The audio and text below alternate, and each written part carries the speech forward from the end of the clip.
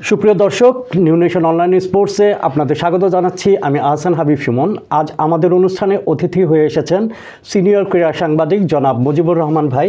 মুজিবুর রহমান ভাই, আপনাকে স্বাগত জানাচ্ছি আমাদের অনুষ্ঠানে। ধন্যবাদ আহসান হাবিব সুমন, ধন্যবাদ নিউ নেশন ডিজিটাল। দর্শক মণ্ডলী, আপনারা জানেন সম্প্রতি বাংলাদেশের জাতীয় নারী ফুটবল দল সফর করে এসেছে সংযুক্ত আরব আমিরাতে।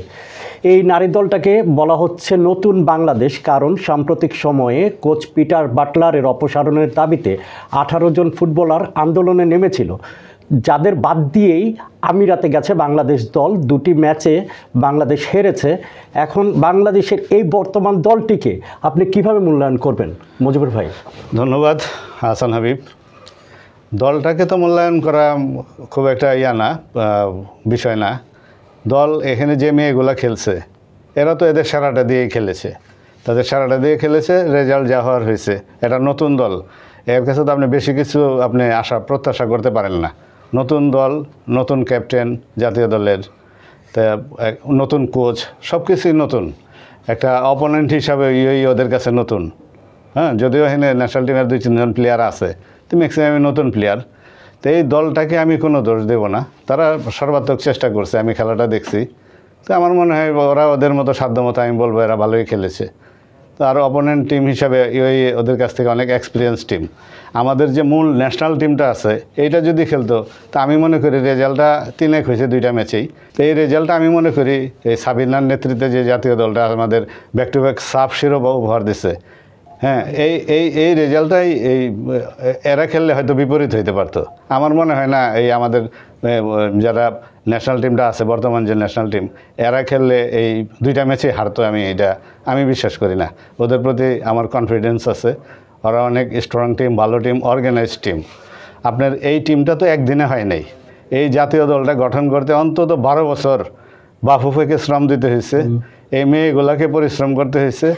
তারা স্টেপ বাই স্টেপ আস্তে আস্তে আইসা জায়গায় তাদের একটা মঞ্চে এখন রেজাল্ট দেওয়ার একটা জাতীয় দল হিসাবে রেজাল্ট দেওয়ার একটা মঞ্চে তারা এসে দাঁড়াইছে। আর এইখানে এই টিমটাকে হঠাৎ করে বাদ দেওয়া হলো, এটা আসলে ইটস পেইনফুল। আমি মনে করি এটা কোনোভাবেই ঠিক হয়নি। এটা আমি বলবো এটা বাফুফের উচিত ছিল এটা একটা মীমাংসা করা। নতুন কোচ আমাদের দেশে যে কোচই আসুক, সে আমাদের পুরুষ ফুটবল বলেন, মহিলা ফুটবল বলেন, যে কোচই বিদেশি আছে, আইসা এখানে গিয়ে একটা গিনিপিগ বানানোর চেষ্টা করে টিমগুলোকে নিজের পাণ্ডিত্য জাহির করার জন্য। বাটলারের ক্ষেত্রেও সেম আমি তাই দেখতেছি। আপনি 1993-তে যখন ঢাকায় সাব গেমস হলো, স্বর্ণপদকের আশায় আমাদের একটা ভালো ফরেন কোচ দরকার দাবি উঠলো, তখন আনা হলো সুইজারল্যান্ডের ওলরিখ সোয়াবকে। ওলরিখ সোয়াবের কীর্তিকলাপ এবং তার টিমের রেজাল্ট এটা কম বেশি আমার মনে হয় এখনও সবার এটা জানা। উনি এসে সেই কায়সার, জুয়েল রানা, সাব্বির, এরকম যত তারকা প্লেয়ার আছে তৎকালীন একটা পিক টিম থাকা, ওই সবাইকে বাদ দিয়ে এসে একটা নতুন বাংলাদেশ বানাইলো। বাংলাদেশ বানায় কী করলো, ফার্স্ট ম্যাচেই আপনার মালদ্বীপের সাথে 1-0 গোলে হারলো। অথচ এই মালদ্বীপ আমাদের যারা পুরানো ন্যাশনাল টিম ছিল এদের সাথে 7-8 গোলে হারতো। শ্রীলঙ্কা আমাদের সাথে 5-6 গোল খেত। ভুটান পাত্তাই পেত না। এই টিমগুলো লসে আমাদের এই টিমগুলো পারফর্ম করে এরা সেমিফাইনাল, স্বর্ণপদক দূরের কথা, ফাইনাল দূরের কথা, সেমিফাইনালও তারা খেলতে পারলো না, গ্রুপ থেকে আউট হয়ে গেল। এরপর কী হলো, ওলরিখ সোয়াবকে বাদ। এর কয়েক বছর মোটামুটি ঠিকঠাক মতো চললো। এরপরে কোরিয়ান কোচ আনা হলো ম্যান ইয়ং ক্যাংকে। সে এসেও একই কাজ করছে। আমি তার সাথে 2টা সফর করছি ন্যাশনাল টিমের সাথে। সে হিসাবে এখানে পরীক্ষা নিরীক্ষা করতে গিয়া আমাদের ন্যাশনাল টিমটাকে পুরুষ ন্যাশনালে ডেস্ট্রয় করে দিয়েছিল। তাকেও সে বিদায় নিতে হয়েছে। তার জায়গায় আসলে অটো ফিস্টার দায়িত্ব নিল। তারপরে তো আমাদের টিমটা আস্তে আস্তে আবার সেই আগের ফর্মে ফিরে গেল।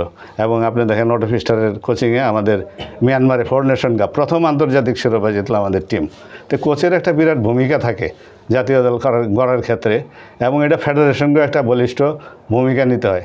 কেননা কোচ, আপনি সারা বিশ্বে কোচের একটা অবাধ স্বাধীনতা থাকে দল গঠনের ক্ষেত্রে, দল পরিচালনার ক্ষেত্রে, একাদশ নির্বাচনের ক্ষেত্রে।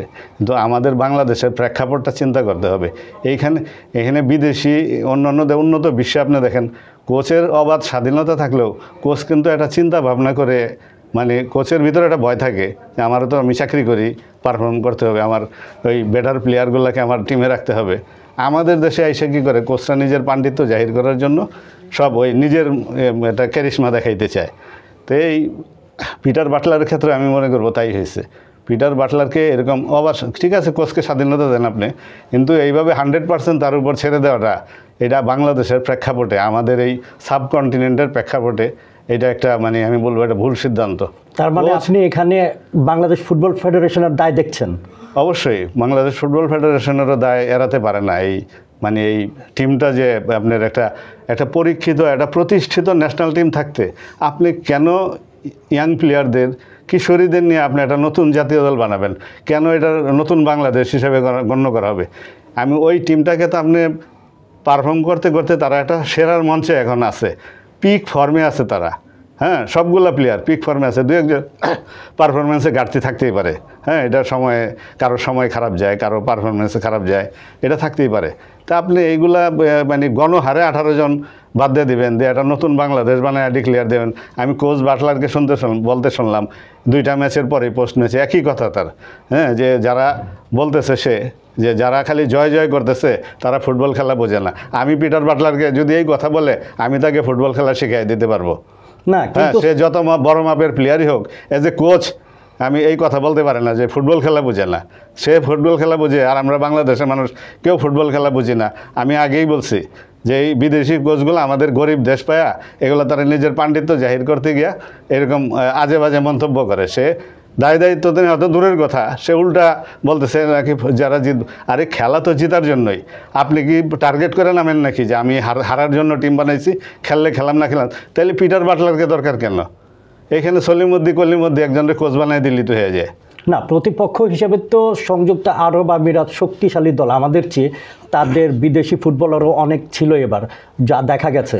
তো এটা কি খুব বেশি বিপর্যয়কর ফলাফল হিসেবে দেখবেন আপনি? না, অবশ্যই এটা মানে 3 গোলে হারা তো হারাই। আর ফুটবল গোলের খেলা, এখানে আপনার 1 গোলে হারাও যে কথা, 10 গোলে হারা একই কথা। না, সেটা ঠিক আছে, কিন্তু বাংলাদেশ তো এখানে ফেভারিট ছিল না। ফেভারিট কেমনে থাকবে? আপনার টিমই তো নাই। এই টিম দিয়ে তো আপনি একটা পরীক্ষিত মানে একটা শক্তিশালী ন্যাশনাল টিমের সাথে আপনি খেলতে পারেন না। এটা তো রেজাল্ট তো যা হবার হারবে, এটা তো আমরা সবাই জানি। বাটলার যতই বলুক আমরা ফুটবল খেলা বুঝি না, আমরা বাটলারের চেয়ে বেশি ফুটবল খেলা বুঝি। এই কারণে আমরা টিম যাওয়ার আগেই আমাদের ধারণা ছিল যে এই টিম দ্বারা কিছু হবে না। আরব আমিরাত খুব একটা আহামরি খেলা খেলে নেই, আমি খেলাটা দেখছি, 2টা ম্যাচ আমি দেখছি। হ্যাঁ, আরব আমিরাত আহামরি কোনো খেলা খেলে নাই। এখানে আমাদের পুরানা ন্যাশনাল টিম যেটা আছে, সাবিনার নেতৃত্বে যে ন্যাশনাল টিমরা আমাদের ব্যাক টু ব্যাক সাব শিরোপা উপহার দিছে, ওই টিমটা খেললে রেজাল্টটা ঠিক উল্টা হইতো। আমরা 3 গোলে জিততাম অথবা 2 গোলে জিততাম। মোট কথা আমরা হারতাম না আরব আমিরাতের সাথে। আরব আমিরাত আহামরি একটা কিছু না। র্যাঙ্কিংয়ের কথা বলতে পারেন, হ্যাঁ র্যাঙ্কিং নিয়ে অনেকে কথা বলছে, যারা 116 নাম্বার, আমরা 180 না 82, আমি জানি না, খেয়াল নাই। তো র্যাঙ্কিং আসলে কোনো ফ্যাক্টর না। র্যাঙ্কিংটা শুধু রেজাল্টের উপরে নির্ভর করে না। র্যাঙ্কিংটা হলো আপনি সারা বছর কয়টা আন্তর্জাতিক ম্যাচ খেলছেন, ওইটার উপরেও কাউন্ট হয় র্যাঙ্কিংটা। আমরা তো ম্যাচই খেলি না। আপনি ইন্ডিয়া দেখেন, আমাদের সাথে পরপর 2বার হারলো সাফে। নেপাল পরপর 2বার ফাইনালে হারলো, তারপরেও তারা র্যাঙ্কিংয়ে আমাদের চেয়ে অনেক উপরে। কেন উপরে? তারা সারা বছর আন্তর্জাতিক ম্যাচ খেলে, প্রীতি ম্যাচ খেলে, টুর্নামেন্টে অংশ নেয়। আমরা তো কিছুই নাই। যে সাব চ্যাম্পিয়ন হয়ে, গতবার সাব চ্যাম্পিয়ন হয়ে 1 বছর আমাদের টিম বসে ছিল, কোনো ম্যাচই খেলতে পারেনি। এবারও সেম একই, 4 মাস তারা বসা অবস্থায়, এই বসে থাকা অবস্থায় আরেকটা এই যে ফিফা উইন্ডোতে 2টা আন্তর্জাতিক ম্যাচ খেললো। তো এইভাবে সারা বছর বসে থাকলে তো আপনার র্যাঙ্কিং উন্নতি হবে না। আরব আমিরাত খেলে তারা আগে আছে অনেক, ইন্ডিয়া খেলে তারা আগে আছে, নেপাল খেলে তারা আগে আছে আমাদের চেয়ে, কিন্তু রেজাল্টে দেখেন আমরা এগিয়ে। আচ্ছা, আগামী জুনে হচ্ছে আমাদের এশিয়ান চ্যাম্পিয়নশিপ বাছাই আছে, বড় টুর্নামেন্ট। এটা যেহেতু প্রীতি ম্যাচ গেছে, আপনি কি মনে করেন যে 18 জন বিদ্রোহী ফুটবলার বলা হচ্ছে যাদের, তাদেরকে আবার ফেরানো উচিত জাতীয় দলে? অবশ্যই ফেরানো উচিত। আমি বলবো অবশ্যই তাদেরকে ফেরানো উচিত। এবং তাদেরকে যে রিজনে বাদ দেওয়া হয়েছে, টিকটক মিকটক বেয়াদব নানা ধরনের কথাবার্তা শুনতেছি। শোনেন, খেলাধুলা সবারও ঊর্ধ্বে। আপনি এনে ইনডিসিপ্লিন হয়েছে কীভাবে? তাদেরকে ঠিকমতো গাইডলাইন দেওয়া হয়নি। বাফুফের উচিত ছিল, এই সারা বিশ্বে আছে, আপনি ক্রিকেটে দেখেন না, মেয়েরা তো এত টিকটক করে না। কেন করে না? মেয়েদের একটা ইন্টারভিউ নিতে যান, পাবেন না। কোড অফ কন্ডাক্ট থাকে, নিয়ন্ত্রণের ভিতরে থাকে। এইখানে তো নিয়ন্ত্রণ নাই। এখানে বাফুফের উচিত ছিল, বাফুফে যারা মহিলা ফুটবল চালায় তাদের উচিত ছিল মেয়েদেরকে কোড অফ কন্ডাক্টে রাখা। কোনো মানে যে টিকটক বলেন, কফি খাইতে যাওয়া, নানা ধরনের কথাবার্তা উঠতেছে এখন। তো এইগুলা আপনার সন্তানকে আপনি কীভাবে মানুষ করবেন, এটা তো আপনার দায়িত্ব। তো এই মেয়েগুলোকে তো আপনি ঠিকমতো গাইড দিতে পারেন নাই। প্রপার গাইডের অভাবে তারা এইভাবে ব্যাপারও হয়েছে টিকটক করার ক্ষেত্রে। টিকটক করা এটা তো হইতেই পারে, এটার সাথে তো আপনার কিছু না। খাস বাংলা একটা কথা আছে, যে গরু দুধ দেয় তার লাথি খাওয়া ভালো। এদের কাছে তো আমরা পারফরমেন্স পাচ্ছি, এদেরকে বুঝাইয়া সুঝাইয়া সুন্দর বাবা সোনা কুয়া এটা একটা ইয়ার ভিতরে আনা যেত, নিয়ন্ত্রণে আনা যেত এটা, এবং একটা আলাপ আলোচনার মধ্যে একটা সুষ্ঠু মীমাংসা করা যেত। এই উদ্যোগটাই তো নেওয়া হয়নি, নেওয়া হয়েছে এটা 11th আওয়ারে, যখন বাটলার আইসা তার নিজস্ব পরিকল্পনা সাবমিট করলো, সব কিছু করার পরে তখন আলোচনা করে তার এটা কিছু করতে পারে নাই তারা, অনর রয়েছে। যাই হোক, তারপরে এখন সুযোগ আছে, আমি বলবো এশিয়া কাপ বাছাইয়ের আগে পুরনো টিমটাকে এনে নতুন পুরনোর একটা সংমিশ্রণ ঘটায়া এখানে আপনার এদেরকেও একটা নিয়ন্ত্রণে আনা, এদের সাথে একটা নতুন করে চুক্তি হোক দরকার পড়লে লিখিত, যে আমরা এগুলো আর করবো না, লিখিত লিখিত দিলে দেখ, বা বাফুফে ওয়ার্নিং দেয় বলুক যে এই নিয়ম শৃঙ্খলার বাইরে যাবে, বাফুফের কথার বাইরে যাবে, তাদেরকে আমরা দল থেকে বহিষ্কার করে দেবো। একটা নীতিমালার আওতায় আনুক না, নীতিমালার আওতায় কোনো নীতিমালার ভিতরেই তো এরা নাই, তারাও তো এখন পোলাপান মানুষ বোঝে নাই, আপনার যা খুশি তাই করছে। আচ্ছা, এখন আমি আসি হচ্ছে বাংলাদেশের অধিনায়কের প্রসঙ্গে।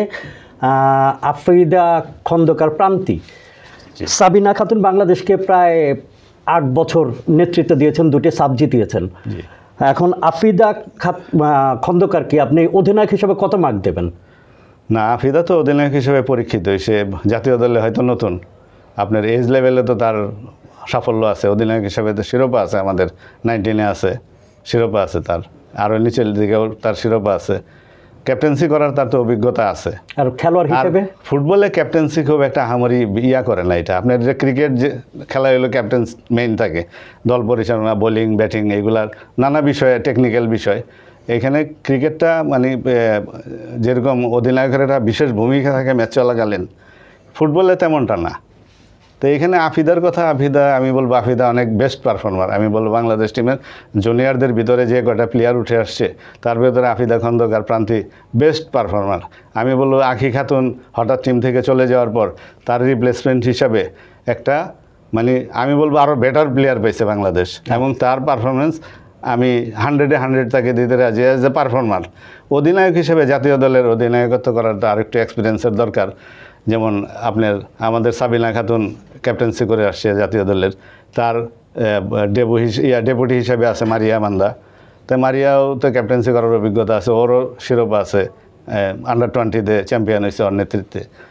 তো ক্যাপ্টেন্স কোনো মূল্যায়নের কিছু নাই। ক্যাপ্টেন অ্যাজ এ প্লেয়ার আমি বলবো সে ভালো প্লেয়ার, আর ভালো প্লেয়ার ভালো নেতৃত্ব দিবে, এটা তার গুণাবলী আছে, তার কথাবার্তা আমি দেখছি, তার সাহস আছে, সে ভালোই, মোটামুটি খারাপ না। আচ্ছা, আমরা অনুষ্ঠানের একেবারে শেষ প্রান্তে চলে এসেছি। আমরা এখন সর্বশেষ আমার প্রশ্ন হচ্ছে মুজিবুর ভাইয়ের কাছে, এই যে সংকট কাটিয়ে যে বাংলাদেশের নারী ফুটবলকে এগিয়ে নিয়ে যাওয়ার জন্য বাফুফে বা কোচ পিটার বাটলারের প্রতি আপনার কি আহ্বান থাকবে? না, আহ্বান কিছু না, এটা বাংলাদেশ ফুটবল ফেডারেশনের হাতে আমি বলবো সম্পূর্ণটা নির্ভর করতেছে। মহিলা ফুটবল টিম কিন্তু আমাদের একটা পরীক্ষিত ফুটবল টিম, এটা একদিনে গড়ে ওঠে নাই। আমি আগেই বলছি যে এটা অন্তত 11-12 বছরে তারা এখন একটা সেরার মঞ্চে আসছে। এই অবস্থায় আপনি তো হুট করে একটা টিম বাদ দিতে পারেন না। কোচ বললো আর বাদ দিয়ে দিলাম, টিকটক করলো আর টিম থেকে বাদ দিয়ে দিলাম, তাহলে তো হইল না। আপনি প্রতিষ্ঠিত টিম থাকতে আপনি নতুন জাতীয় দল কেন বানাবেন? এটা তো উচিত না। এই নতুন জাতীয় দল বানান, পিটার বাটলারকে দিয়ে যে টিমটা আছে এইটাকে সে নার্সিং করুক, নার্সিং করে আরও বেটার একটা টিম তৈরি করুক। আর যে তৈরি টিমটা আছে এটা আমাদের ন্যাশনাল টিম হিসাবে খেলুক, ওইখান থেকেও আসুক এখান থেকে ওইখানে যাক, যেভাবেই হোক। এটা এইভাবেই করা উচিত। একটা প্ল্যান প্রোগ্রামের মাধ্যমে বাফুফের উচিত, সময় আছে এখনও, প্রেসিডেন্টকে আমি বলবো যে আপনি সবাইকে নিয়ে বসেন, মেয়ে টিমটা নিয়ে, মেয়ে ফুটবলটা, নারী ফুটবলটাকে ধ্বংস হতে দিবেন না, এটা অনুরোধ আমার। হ্যাঁ, ফুটবল ফেডারেশনের কাছে আপনারা বসেন, আলাপ আলোচনা করেন, পরিকল্পনা নেন এবং তাদেরকে ফিরিয়ে আনেন। কিভাবে ফিরিয়ে আনবেন এটা আপনাদের ব্যাপার, কিভাবে নিয়ন্ত্রণে আনবেন, আইনের আওতায় আনবেন, তাদের কাছে বেটার পারফরমেন্স আরও আদায় করবেন, এগুলো নিয়ে আপনারা আলাপ আলোচনা করেন, করে আপনারা এই টিমটাকে ঠিক করেন প্লিজ। এই টিমটাকে আপনারা ধ্বংস হইতে দেবেন না। জি, ধন্যবাদ মুজিবুর রহমান ভাই। আমরা আজকের মতো শেষ করছি আমাদের অনুষ্ঠান। পরবর্তী পর্বে আমরা নতুন কোনো অতিথিকে নিয়ে হাজির হব আমাদের অনুষ্ঠানে। সেই পর্যন্ত ভালো থাকুন। ধন্যবাদ।